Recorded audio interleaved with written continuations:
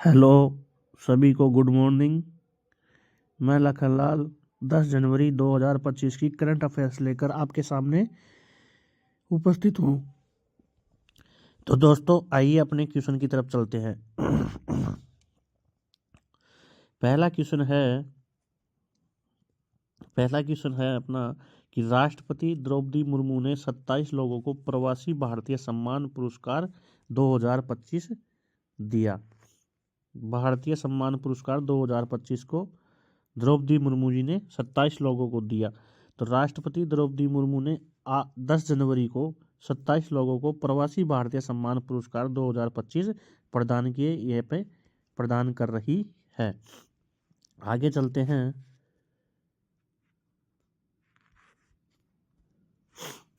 पुरस्कार पाने वालों में त्रिनिदाद टोबैगो की राष्ट्रपति क्रिस्टिन कार्ला कंगालू जो सार्वजनिक कैटेगरी में, ब्रिटेन से बी उषा कुमारी पारासर जो राजनीतिक के क्षेत्र में, और अमेरिका से डॉक्टर शर्मिला फोर्ड सामुदायिक सेवा के क्षेत्र में। किस किस को दिया गया है? त्रिनिदाद टोबैगो राष्ट्रपति है, त्रिनिदाद टोबैगो की राष्ट्रपति है क्रिस्टिना कार्लो कंगालू, ठीक है ना। सार्वजनिक कैटेगरी में इनको दिया गया है। और ब्रिटेन से कौन है? बी उषा कुमारी पारासर। इनको किस क्षेत्र में दिया है? राजनीति के क्षेत्र में। और अमेरिका से कौन है? Doctor Sharmila Ford. इनको किस क्षेत्र में दिया है? सामुदायिक सेवा के क्षेत्र में दिया है, ठीक है ना। आगे चलते हैं। प्रवासी भारतीय सम्मान पुरस्कार प्रवासी भारतीयों को दिए जाने वाला सर्वोच्च सम्मान है। जो भारत के बाहर जाकर रहते हैं, जो भारत के बाहर जाकर भारतीय लोग रहते हैं अलग अलग देशों में, उन्हें प्रवासी भारतीय कहा जाता है। और उनको जो दिए जाने वाला सम्मान, सर्वोच्च सम्मान है, भारत का सर्वोच्च सम्मान है उनके लिए, वो है प्रवासी भारतीय सम्मान। प्रधानमंत्री नरेंद्र मोदी जी ने 9 जनवरी को इस सम्मेलन का औपचारिक उद्घाटन किया था। कहाँ किया था? प्रवासी भारतीय सम्मेलन का कौन सा संस्करण है? ये 18वां संस्करण है। कहाँ किया है इसका उद्घाटन? भुवनेश्वर, उड़ीसा के भुवनेश्वर। कहाँ किया है? भुवनेश्वर में किया है इसका उद्घाटन, ठीक है ना। विदेश मंत्रालय और उड़ीसा की सरकार ने मिलकर 18वां है और भुवनेश्वर में किया है। और राष्ट्रपति जी ने 27 लोगों को प्रवासी भारतीय पुरस्कार दिए हैं, ठीक है। त्रिनिदाद की राष्ट्रपति है, उनको दिया है। त्रिनिदाद की राष्ट्रपति है, उनको दिया है राष्ट्रपति क्रिस्टिना कार्लो कंगालो को सार्वजनिक क्षेत्र में, और ब्रिटेन से बी उषा कुमारी पारासर को राजनीतिक के क्षेत्र में, और अमेरिका से डॉक्टर शर्मिला फोर्ड को सामुदायिक सेवा के क्षेत्र में दिया है, ठीक है दोस्तों। प्रवासी दिवस कब मनाया जाता है? प्रवासी दिवस 9 जनवरी को मनाया जाता है। और क्यों मनाया जाता है? 9 जनवरी को मनाया जाता है। और क्यों मनाया जाता है? क्योंकि 9 जनवरी 1915 में महात्मा गांधी जी दक्षिण अफ्रीका से भारत आए थे, उनके लिए ये प्रवासी दिवस मनाया जाता है, ठीक है दोस्तों। आगे चलते हैं। आगे है कि मलयालम सिंगर और नेशनल अवार्ड के विनर पी जयचंद्रन का निधन हुआ है। लेजेंडरी मलयालम सिंगर और national award winner P Jayachandran का 80 साल की उम्र में निधन हो गया। ये कौन है? पी जयचंद्रन जी, इनका निधन हो गया है। ये क्या थे? मलयालम सिंगर थे, ठीक है ना, मलयालम के सिंगर थे। आगे चलते हैं। पी जयचंद्रन ने मलयालम के साथ साथ तमिल, तेलुगु, कन्नड़ और हिंदी सिनेमा की जानी मानी आवाज़ थी। मलयालम के मेन तो इसमें क्या है? मेन तो क्या है कि मलयालम के क्या थे? सिंगर थे। मलयालम के साथ साथ इन्होंने तमिल, तेलुगु, कन्नड़ और हिंदी में भी नाम कमाया था अपना, ठीक है ना। इनका क्या हो गया? 80 वर्ष की आयु में निधन हो गया, ठीक है। पी जयचंद्रन 1986 में उन्हें बेस्ट प्लेबैक सिंगर के नेशनल फिल्म अवार्ड से नवाजा गया है। कौन सा? बेस्ट प्लेबैक सिंगर के नेशनल फिल्म अवार्ड से नवाजा गया है। इसके अलावा उन्हें 5 Kerala state film award, 4 Tamil Nadu state के फिल्म अवार्ड, केरल सरकार की तरफ से the JC Daniel award, Tamil Nadu की सरकार की तरफ से कलाईमानी अवार्ड भी मिला है, ठीक है ना। 5 अवार्ड तो उनको केरल की तरफ से स्टेट फिल्म की तरफ से दिया गया है, और 4 अवार्ड उनको तमिलनाडु स्टेट फिल्म की तरफ से दिया गया है। और केरल से the JC Daniel award, Kerala से कौन सा? द जेसी डेनियल अवार्ड भी दिया गया है। और तमिलनाडु से कलाईमानी अवार्ड दिया गया है पी जयचंद्रन को, जो मलयालम भाषा के सिंगर थे। मलयालम के साथ साथ तमिल, तेलुगु, कन्नड़ के भी फिल्मी में नाम कमाया है। और इनका 80 वर्ष की आयु में निधन हो गया है, ठीक है दोस्तों। आगे चलते हैं। अगला क्वेश्चन है कि थर्ड आई एशियन फिल्म फेस्टिवल, कौन सा, थर्ड आई एशियन फिल्म फेस्टिवल 10 तारीख से शुरू हुआ है। तो थर्ड आई एशियन फिल्म महोत्सव 10 जनवरी से मुंबई में शुरू हो रहा है। थर्ड आई एशियन फिल्म फेस्टिवल कहाँ शुरू हो रहा है, कहाँ शुरू हो रहा है, मुंबई में शुरू हो रहा है, ठीक है ना। कौन से नंबर का है, 21, थर्ड आई एशियन फिल्म फेस्टिवल, ठीक है ना, 21वां नंबर का है ये, ठीक है। और ये कहाँ शुभारंभ चल रहा है इसका, कहाँ हुआ है ये शुरू, मुंबई में हुआ है, ठीक है, 10 जनवरी 2025 को। आगे चलते हैं। महाउत्सव के उद्घाटन में चीन की फिल्म द ब्लैक डॉग का प्रदर्शन किया जाएगा। किसका किया गया, मतलब 10 जनवरी गई ना कल, तो उसका प्रदर्शन किया गया। तो महाउत्सव के उद्घाटन में चीन की फिल्म द ब्लैक डॉग का उद्घाटन किया गया। थर्ड आई फिल्म फेस्टिवल में कौन सी फिल्म को चलाकर उसका उद्घाटन किया गया, द ब्लैक डॉग फिल्म को चला करके उसका उद्घाटन किया गया महोत्सव में, ठीक है ना। फिल्म द ब्लैक डॉग ने कांस फिल्म फेस्टिवल में सर्वश्रेष्ठ फिल्म का पुरस्कार जीता था। किस फिल्म, कौन से में, कांस फिल्म फेस्टिवल पुरस्कार में द ब्लैक डॉग ने कांस फिल्म फेस्टिवल में सर्वश्रेष्ठ फिल्म का पुरस्कार जीता था। इसलिए इसको थर्ड आई फिल्म फेस्टिवल जो मुंबई में चल रहा है, थर्ड आई फेस्टिवल जो मुंबई में चल रहा है, उसमें इसको चला करके उसको ओपन किया गया। थर्ड आई फिल्म फेस्टिवल को शुरुआत की गई जब कौन सी फिल्म चलाएगी, द ब्लैक डॉग, ठीक है ना। और ब्लैक डॉग को कौन सी फिल्म में, फेस्टिवल में सबसे बेस्ट फिल्म का अवार्ड दिया गया है। इस अवसर पर प्रसिद्ध गीतकार और पटकथा के लेखक जावेद अख्तर को एशियाई सिनेमा सांस्कृतिक पुरस्कार से सम्मानित किया गया। इस अवसर पर प्रसिद्ध गीतकार और पटकथा के लेखक कौन, जावेद अख्तर को कौन सा पुरस्कार मिला है यहाँ पे, एशियाई सिनेमा संस्कृति पुरस्कार, ठीक है ना। जावेद अख्तर को एशियाई सिनेमा संस्कृति पुरस्कार मिला। कहाँ मिला, थर्ड आई फिल्म फेस्टिवल में, जो कहाँ हो रहा है, मुंबई में हो रहा है। और सेरेमनी में कौन सी चलाई थी कौन सी फिल्म चलाई थी, द ब्लैक डॉग, ठीक है दोस्तों। आगे चलते हैं। साथ ही पत्रकार रफीक बगदादी को सत्यजीत रे स्मृति पुरस्कार दिया जाएगा। सत्यजीत रे स्मृति पुरस्कार किसको दिया जाएगा, सत्यजीत रे स्मृति पुरस्कार किसको दिया जाएगा, रफीक बगदाद को। सत्यजीत रे स्मृति पुरस्कार, सत्यजीत रे स्मृति अवार्ड किसको दिया जाएगा, रफीक बगदाद जी को दिया जाएगा, ठीक है ना। ये रफीक बगदाद को दिया जाएगा। तो क्या है, थर्ड आई एशियन फिल्म फेस्टिवल 10 जनवरी से शुरू हुआ है। कहाँ शुरू हुआ है, मुंबई में शुरू हुआ है, 21वें नंबर का है। और उद्घाटन के टाइम पे द ब्लैक डॉग चलाई गई है, फिल्म ब्लैक डॉग चीन की द ब्लैक डॉग चलाई गई है। और इसको कांस फिल्म फेस्टिवल में सर्वश्रेष्ठ फिल्म का पुरस्कार मिला गया है। सिनेमा सांस्कृतिक पुरस्कार किसको मिलेगा, जावेद अख्तर जी को मिलेगा, सिनेमा सांस्कृतिक पुरस्कार जावेद अख्तर जी को। और सत्यजीत रे स्मृति पुरस्कार पत्रकार रफीक बगदादी को। आगे चलते हैं। भारतीय नौसेना में छठी और आखिरी स्कॉर्पियन पनडुब्बी को शामिल कर ली गई है। कितनी पनडुब्बी शामिल करनी थी, 6 करनी थी, और 6 की 6 कर ली है। कलवरी, खंडेरी, करंज, वेला, वागसीर और ये लास्ट की है वागसीर, ठीक है ना। मुंबई के मझगांव डॉक शिपयार्ड लिमिटेड में ने 9 जनवरी को प्रोजेक्ट P-75 की छठी स्कॉर्पियन श्रेणी की पनडुब्बी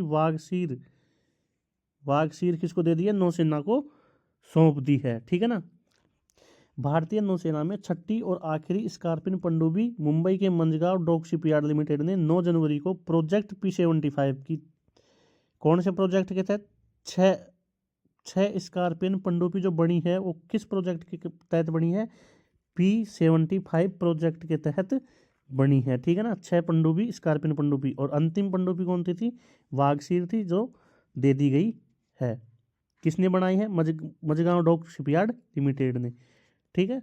आगे चलते हैं। ये कौन सी है, वागसीर है। ये कौन सी है, वागसीर, ये वागसीर है। INS वागसीर के रूप में भारतीय नौसेना में शामिल किया गया। INS वागसीर के रूप में भारतीय नौसेना में शामिल कर लिया गया, कमीशन कर लिया गया है। वागसीर उन्नत स्टील फीचर्स जैसे कि ध्वनि को कम करने और बेहतर हाइड्रोनामिक डिजाइन से लैस है। स्टील फीचर के चलते पनडुब्बी को रडार और दूसरे डिटेक्ट करने वाले तकनीकों से भी पता नहीं लगा सकते हैं। ये इनकी इसकी विशेषता है INS वागसीर की। ठीक है, आगे चलते हैं। साथ ही ये पनडुब्बी खुफिया जानकारी जुटाने और निगरानी समेत कई कामों को करने में सक्षम है। कौन सी? वागसीर। वागसीर पिछली 5 पनडुब्बियों से अलग है। इसमें स्वदेशी रूप से विकसित एयर कंडीशनर प्लांट और internal communication and broadcasting system लगी हुई है। Internal communication and broadcasting system लगी हुई है। 6 पनडुब्बियों में कलवरी, खंडेरी, करंज, वेला, वागीर और वागसीर। ठीक है ना। कौन कौन सी? कलवरी, खंडेरी, करंज, कलवरी, खंडेरी, करंज, वेला,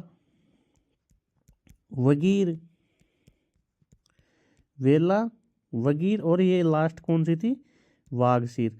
6 की 6 शामिल हो गई है। और ये सभी किस प्रोजेक्ट के तहत बनाई गई ही?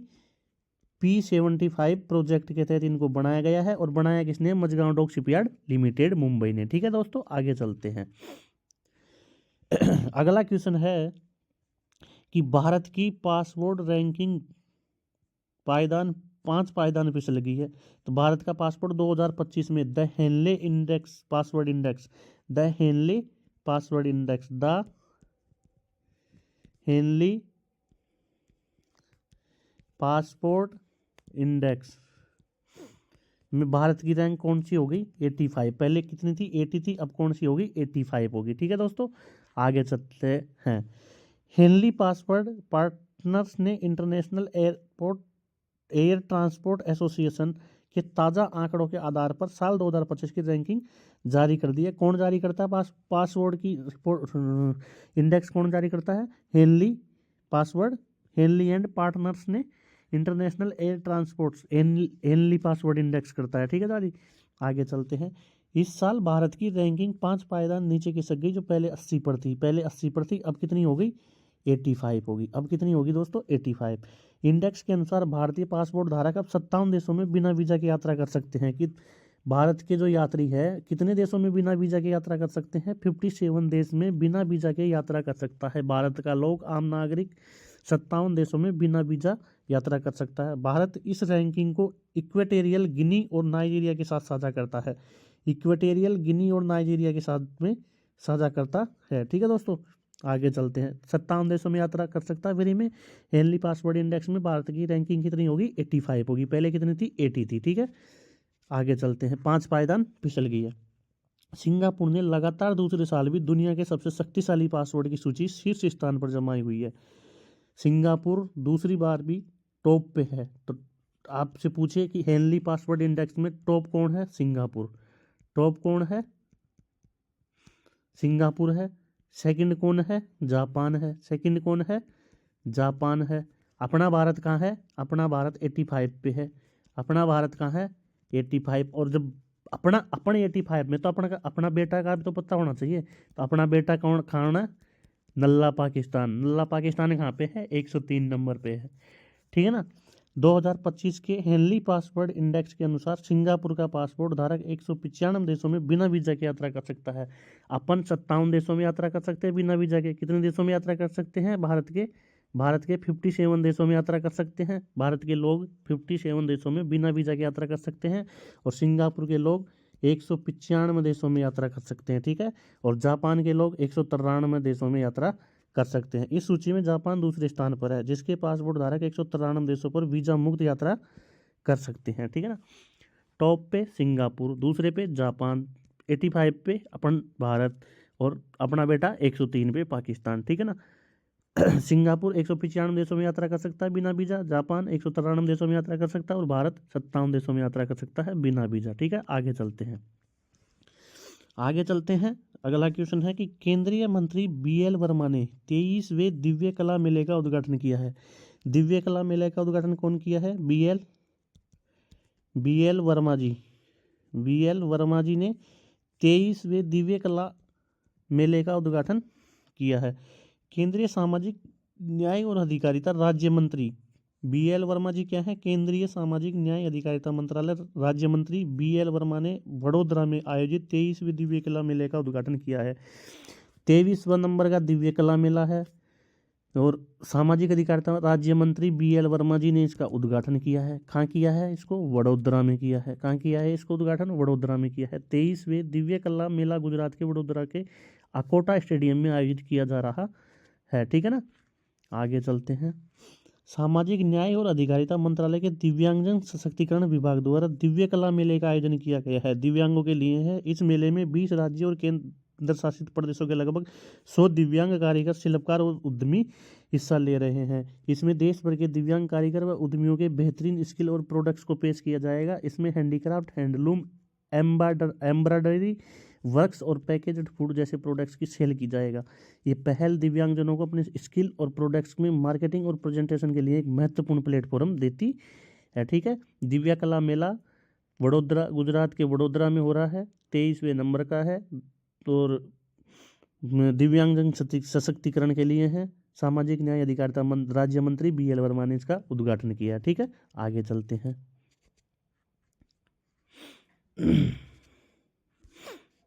आगे चलते हैं। रक्षा मंत्री ने राजदूतों की बैठक की अध्यक्षता की है। रक्षा मंत्री कौन है अपने? राजनाथ सिंह जी। कौन है? राजनाथ सिंह जी। राजनाथ सिंह जी रक्षा मंत्री है। तो रक्षा मंत्री राजनाथ सिंह ने 10 जनवरी को एरो इंडिया 2025 से पहले नई दिल्ली में राजदूतों की बैठक की है। एरो इंडिया 2025 कहाँ चल रहा है? बेंगलुरु में चल रहा है। एशिया का सबसे बड़ा नौसेना का वो है, ये एरो इंडिया है। ठीक है ना। एरो स्पेस और डिफेंस क्षेत्र में, एरो स्पेस और डिफेंस के क्षेत्र में एरो इंडिया शो में एशिया और दुनिया की सबसे बड़ी प्रदर्शनकारियों में से एक है। ठीक है। एरो इंडिया शो एशिया और दुनिया की सबसे बड़ी प्रदर्शनियों में से एक है। उससे पहले, वहाँ जाने से पहले इन्होंने राजदूतों की बैठक की जो अध्यक्षता की है। ठीक है। आगे चलते हैं। इस कार्यक्रम में हिस्सा लेने के लिए 150 से अधिक मित्र देशों के राजदूतों और उच्चायुक्तों को आमंत्रित किया गया है। एशिया के सबसे बड़े एयर शो एरो इंडिया का 15वां संस्करण है। एरो इंडिया का कौन सा संस्करण है? ये 15वां संस्करण है। ठीक है। और एशिया का और दुनिया का सबसे बड़ा प्रदर्शनी है। 15वां संस्करण है। 10 से 14 जनवरी तक बेंगलुरु के यलहंका वायुसेना स्टेशन में आयोजित किया जा रहा है। इसमें रक्षा मंत्रियों का सम्मेलन, CEO round table, IDX startup समारोह, हवाई प्रदर्शन और वैमानिकी कंपनियों का एक व्यापार मेला सहित कई कार्यक्रम आयोजित होंगे। इस साल कार्यक्रम की थीम क्या है? Runway to a billion opportunity. Runway to a billion opportunity, ये क्वेश्चन इंपॉर्टेंट है, इसको याद रखना। Runway to a billion opportunity. ठीक है। Runway to a billion opportunity. Air show India जो एशिया का और दुनिया का सबसे बड़ी प्रदर्शनी है। उनमें कितने देशों के राजदूतों को न्योता दिया गया है? 150 देशों के उच्चायुक्त को और राजदूतों को बुलाया गया है। ठीक है ना। और इसकी थीम क्या है? Runway to a billion opportunity. और ये एरो इंडिया शो का 15वां संस्करण है। और कहाँ हो रहा है? बेंगलोर, कर्नाटक के यलहंका में हो रहा है। ठीक है। आगे चलते हैं। भाई साहब भूरिया आ गया। ये कौन आ गया? अपना भूरिया आ गया, जो 20 जनवरी को राष्ट्रपति की शपथ लेगा। भाई राष्ट्रपति बन के बैठा हुआ है, अभी शपथ नहीं ली, 20 जनवरी को लेगा। ट्रंप सजा पाने वाले अमेरिका के इतिहास में पहले राष्ट्रपति बन गए। भाई साहब को सजा और हो गई, भूरिया साहब को। न्यूयॉर्क के कोर्ट ने पोर्न स्टार केस में जेल न भेजकर बेशर्त रिहाई दी है। कहा, आपको पछतावा नहीं। अमेरिका के पूर्व राष्ट्रपति डोनाल्ड ट्रंप को अमेरिकी इतिहास में पूर्व इसलिए लगाया गया है क्योंकि अभी शपथ नहीं ली है ना। 20 जनवरी को शपथ लेगा तो फिर से राष्ट्रपति है। ये इतिहास में सजा पाने वाले पहले राष्ट्रपति बन गए। अमेरिकी इतिहास में सजा पाने वाले पहले राष्ट्रपति कौन है? डोनाल्ड ट्रंप, भूरिया साहब। उन्हें शुक्रवार को पोर्न स्टार को पैसे देकर चुप कराने के मामले में 34 आरोपों में सजा सुनाई है। तो न्यूयॉर्क की मैनहट्टन कोर्ट ने ट्रंप को बिना किसी शर्त बरी कर दिया है। कौन से कोर्ट ने सुनाई है? न्यूयॉर्क की मैनहट्टन कोर्ट ने। यह भी याद रखना। अमेरिका के इतिहास में सजा सुनने वाले पहले राष्ट्रपति डोनाल्ड ट्रंप। कौन से कहाँ सुनाई गई है? न्यूयॉर्क की मैनहट्टन कोर्ट ने। ठीक है। बिना शर्त रिहाई किया है उनको। अब ये देखिए, कोर्ट ने ट्रंप को शपथ के 10 दिन पहले ही सजा सुनाने का फैसला क्यों लिया है। मीडिया रिपोर्ट्स इनके कोई मतलब नहीं है अपने को। जज जुआन मर्चेंट ने कहा है कि डोनाल्ड ट्रंप 20 जनवरी को राष्ट्रपति पद की शपथ लेंगे, ठीक है। इसके बाद ट्रंप को राष्ट्रपति को मिलने वाली कानूनी छूटों का फायदा मिल सकता है। इस कारण राष्ट्रपति पद की शपथ लेने से पहले ट्रंप की सजा का ऐलान किया है, ठीक है ना। तो ये राष्ट्रपति पद की शपथ कब लेंगे? 20 जनवरी को लेंगे, ठीक है। जो बाइडेन हट जाएंगे। आगे चलते हैं। अपना क्वेश्चन है, वरुण एरोन। कौन? वरुण एरोन ने इंटरनेशनल क्रिकेट से संन्यास ले लिया। वरुण एरोन ने इंटरनेशनल क्रिकेट से संन्यास ले लिया। भारत के लिए 18 मैच खेले। 2022 गुजरात टाइटन की टीम से आईपीएल जीता, ठीक है। कौन है ये? वरुण एरोन। वरुण एरोन है जिन्होंने इंटरनेशनल क्रिकेट से संन्यास ले लिया है। 18 मैच खेले हैं। भारतीय पेसर वरुण एरोन ने इंटरनेशनल क्रिकेट से संन्यास का ऐलान कर दिया है। 35 वर्षीय वरुण विजय हजारे ट्रॉफी 2024-25 से झारखंड के बाहर होने के बाद यह घोषणा की है। वरुण एरोन ने अंतर्राष्ट्रीय क्रिकेट से इंटरनेशनल क्रिकेट, हाँ, तो अंतर्राष्ट्रीय क्रिकेट से संन्यास ले लिया, ठीक है ना। आगे चलते हैं। ये क्वेश्चन है कि स्विगी ने लॉन्च किया है 15 मिनट डिलीवरी वाला SNACC ऐप। SNACC ऐप किसका है? स्विगी का है। स्विगी ने और इससे क्या करेगा? 15 मिनट में डिलीवरी करेगा। स्विगी ने स्नैक नामक एक स्वतंत्र एप्लीकेशन लॉन्च किया है जो 15 मिनट के भीतर स्नैक्स, पेय पदार्थ और भोजन की डिलीवरी का वादा करता है। यह पहल उद्योग में तेज खाद्य डिलीवरी सेवाओं की ओर बढ़ाने का रुझान है। स्नैक्स यानी पेय पदार्थ वगैरह के लिए स्विगी ने, किसने लॉन्च किया है? स्विगी ने लॉन्च किया है। किसने? स्विगी ने ये ऐप लॉन्च किया है, स्नैक, SNACC, ठीक है। आगे चलते हैं। स्विगी ने स्नैक ऐप लॉन्च किया है। स्विगी ने बेंगलुरु में 15 मिनट फूड डिलीवरी के लिए नया ऐप स्नैक लॉन्च किया है। NRAI को डर है कि स्विगी के प्रोडक्ट लेवल प्रोडक्ट्स रेस्तरां की पेशकशों को प्रभावित कर सकता है। जोमेटो के ब्लिंकिट और जेपेटो ने 10 मिनट और 15 मिनट की डिलीवरी के मॉडल पेश किए हैं त्वरित वाणिज्य क्षेत्र में प्रतिस्पर्धा लाने के लिए, ठीक है ना। कर्नाटक बेंगलुरु भारत का प्रमुख तकनीकी और वाणिज्य केंद्र स्विगी के स्नैक ऐप को लॉन्च का शहर है, ठीक है ना। कहाँ पे लॉन्च किया है स्नैक ऐप? कर्नाटक में किया है। और 2014 में स्थापित की थी स्विगी। स्विगी कब बनाई थी? 2014 में बनाई थी। भारतीय खाद्य डिलीवरी सेवा है जो विभिन्न शहरों में काम करती है।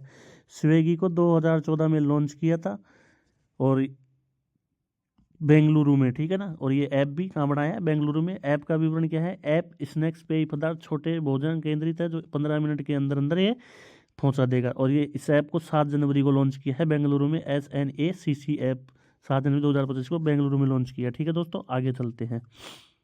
स्विगी 2014 में बनाई थी। यूपी की सरकार ने AI एग्री नेटवर्क के लिए गूगल क्लाउड के साथ हाथ मिलाया है। यूपी गवर्नमेंट, मोदी नहीं, योगी जी, छोटे मोदी। यूपी गवर्नमेंट यानी कि योगी जी ने क्या किया है? AI एग्री नेटवर्क के लिए गूगल क्लाउड के साथ में हाथ मिलाया है। किसके साथ में? गूगल क्लाउड के साथ में। गूगल क्लाउड के साथ में AI एग्री नेटवर्क के लिए उत्तर प्रदेश सरकार ने गूगल क्लाउड इंडिया के साथ एक समझौता ज्ञापन MOU पर हस्ताक्षर किए हैं, जिसके तहत UP open network for agriculture UP open network for agriculture शुरू किया जाएगा। जोमिनी AI और बीकन तकनीकी द्वारा संचालित यह डिजिटल सार्वजनिक अवसंरचना राज्य में कृषि को क्रांतिकारी बनाने का उद्देश्य रखती है।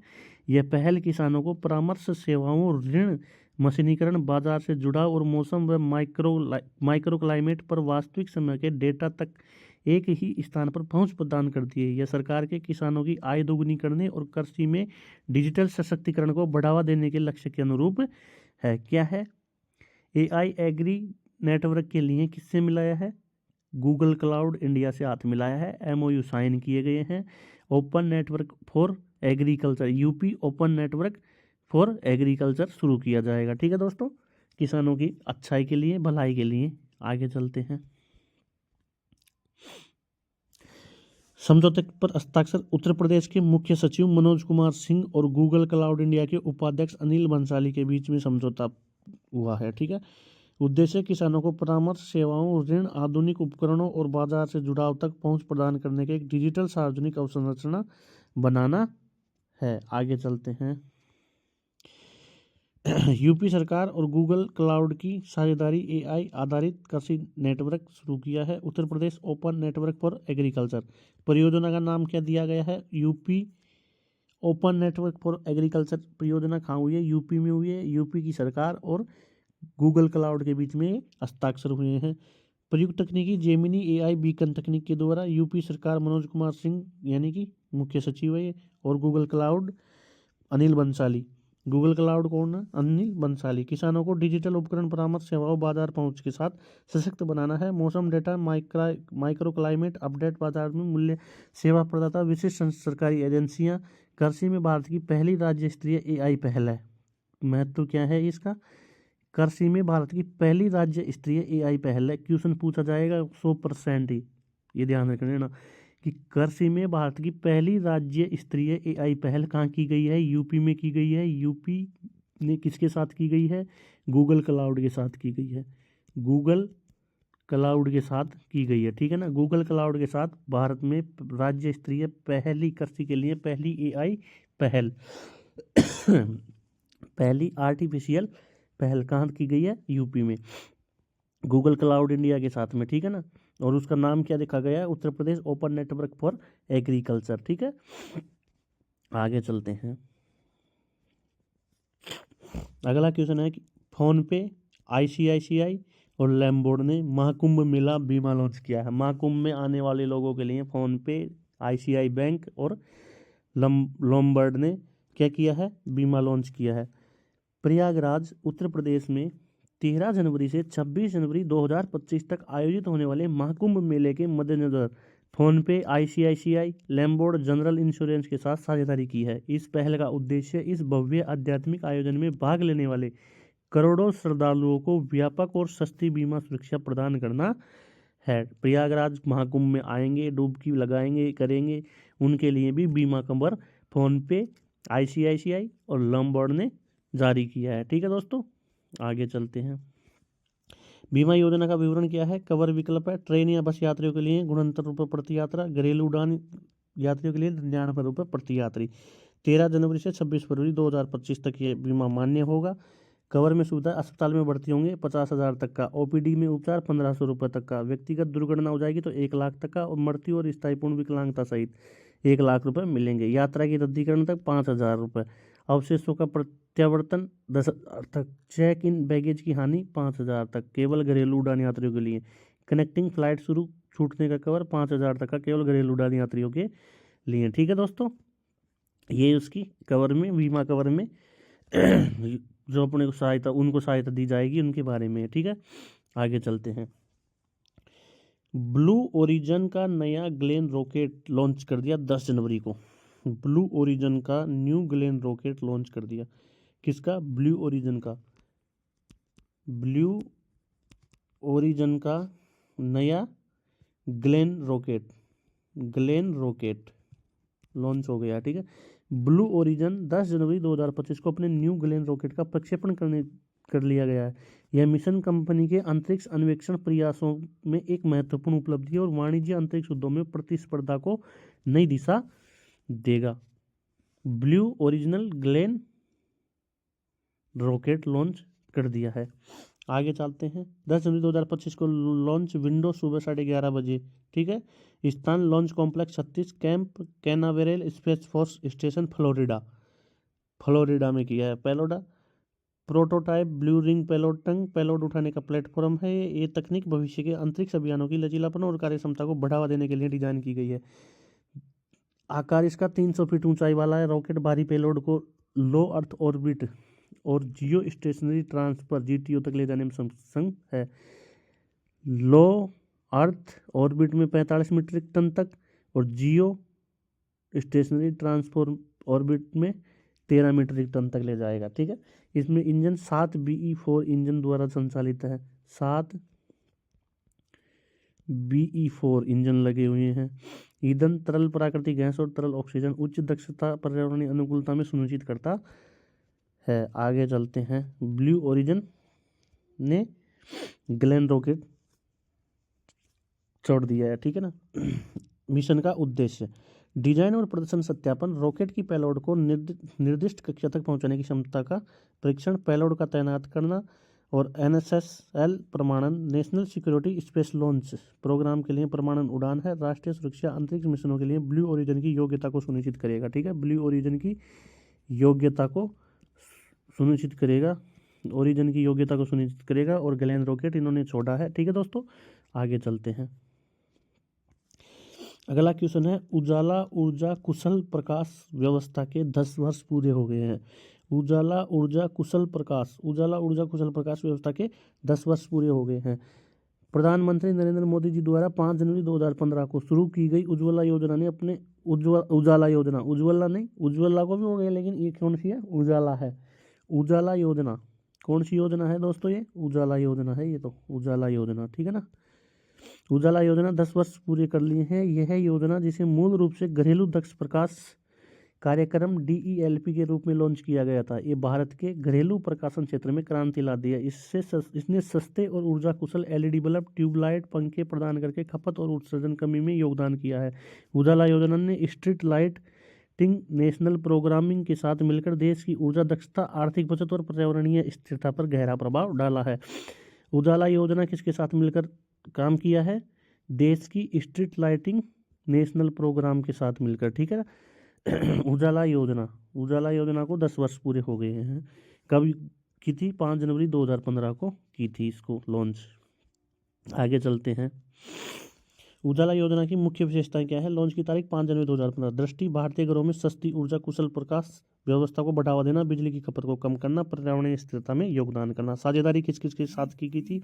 यह योजना ऊर्जा दक्षता सेवा लिमिटेड और बिजली वितरण कंपनियों के सहयोग से ऊर्जा मंत्रालय के तहत लागू की गई थी। ठीक है, किस किस के? योजना ऊर्जा दक्षता सेवा लिमिटेड, ऊर्जा दक्षता सेवा लिमिटेड EESL, और प्लस में बिजली वितरण कंपनियां डिस्कॉम्स के साथ। ऊर्जा दक्षता सेवा लिमिटेड ने डिस्कॉम्स के साथ में ऊर्जा मंत्रालय के तहत लागू की थी। उद्देश्य क्या था? ऊर्जा की खपत को कम करना, घरेलू बिजली बिलों को घटाना और कार्बन उत्सर्जन को कम करना। ठीक है, और प्रभाव क्या हुआ इसका? 6 जनवरी 2025 तक उजाला योजना के तहत 36.87 करोड़ LED बल्ब वितरित किए गए, जिससे प्रतिवर्ष 19,153 करोड़ की बचत हुई। कितने करोड़ LED बल्ब वितरित कर दिए? 36.87 करोड़। ये एक डाटा आ गया, तो क्या पता ये डाटा डायरेक्ट पूछ लिया जाए, क्योंकि आजकल के जो पेपर हो चल रहे हैं उनमें ऐसे डाटा ही पूछे जा रहे हैं। कितने करोड़ का बजट पेश किया, तो कितने करोड़ LED बल्ब वितरित किए गए थे? 36.87 करोड़ LED बल्ब वितरित किए गए थे। ठीक है ना, 36.87 करोड़ LED बल्ब वितरित किए थे, इसका ध्यान रखना। आगे चलते हैं। उजाला ऊर्जा कुशल प्रकाश व्यवस्था 10 वर्ष पूरे। 5 जनवरी 2015 को लागू की गई थी ऊर्जा दक्षता सेवा लिमिटेड और डिस्कॉम ऊर्जा मंत्रालय के तहत। ठीक है ना, LED बल्ब, ट्यूबलाइट, ऊर्जा कुशल पंखे और LED बल्ब 70 रुपये में दिया जाता था, ट्यूबलाइट 220 में, पंखा 1110 में। इस योजना के तहत में LED बल्ब 70 रुपये का, ट्यूबलाइट 220 में और पंखा 1110 में।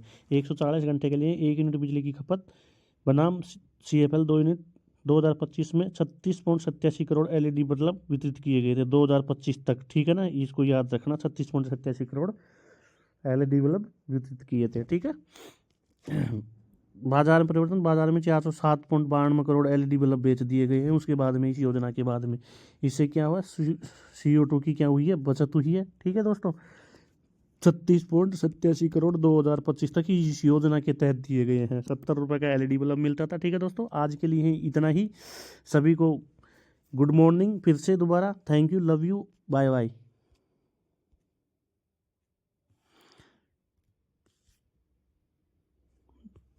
सभी को पुनः एक बार थैंक यू, पुनः एक बार थैंक यू। ठीक है दोस्तों, और ज़्यादा से ज़्यादा आप शेयर कीजिए, सब्सक्राइब कीजिए चैनल को, और ऐसे ही रोज़ाना क्लास मिलती रहेगी आपको। आप आपकी रेस्पॉन्सिबिलिटी दिखाइए मुझ पर कि हाँ, हम क्लास को देखते हैं, हम पढ़ते हैं, हम लाइक करते हैं, तो मैं इसमें कुछ बहुत सुधार करने की कोशिश करूँगा। तो धन्यवाद दोस्तों, आप सभी को थैंक यू। सभी का have a nice day, have a nice day. आप सभी का अच्छा दिन जाए, have a nice day, have a nice day all student या कैंडिडेट। ठीक है दोस्तों, थैंक यू।